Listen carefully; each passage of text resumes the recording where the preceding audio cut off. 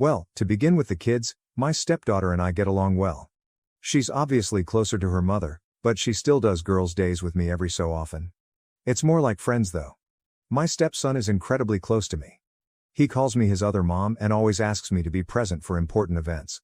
We bonded when his childhood dog passed away, as my cat died about the same time. Bella and we're best friends. I know people have complicated relationships with their partner's exes, but we always show respect to each other. I never tried to take her place. I know Erin and her shared something special long before I was in the picture. That's their history. And I am a stepmom, not a mom. Her place in the kid's life is not up for competition. The reason for this background is that the whole mess with Mike started when I took my stepson to a medical appointment. It wasn't serious, though he did have to use anesthesia. Erin and Bella both couldn't get the day off. They tried, but their jobs are on call and they cannot easily take time off. So I went on my own to be my stepson's support. I didn't recognize Mike as one of the doctors.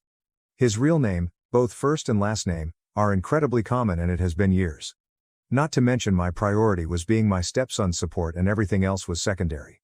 After my stepson was done, he was a bit out of it as expected. I was setting him up in the car and making sure he was comfortable when Mike came over. He told me he had been thinking about me and Arzan for so long, and he was glad our boy was okay. It really took me a few minutes for my brain to click on what was going on, and he kept on rambling about apologies and how he wasn't ready to be a father. Blah blah blah. Eventually I just sighed and loudly said, "This is not the baby I was pregnant with. I gave him up for adoption after I gave birth.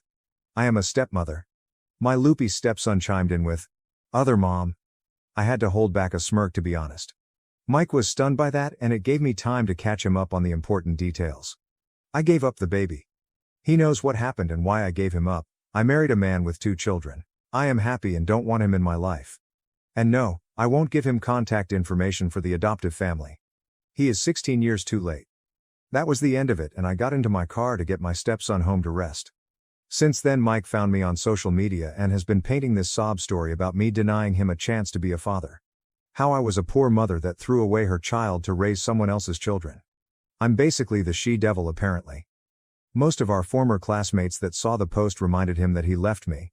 Some of his HS friends even pointed out he laughed about leaving me pregnant. I didn't know that part,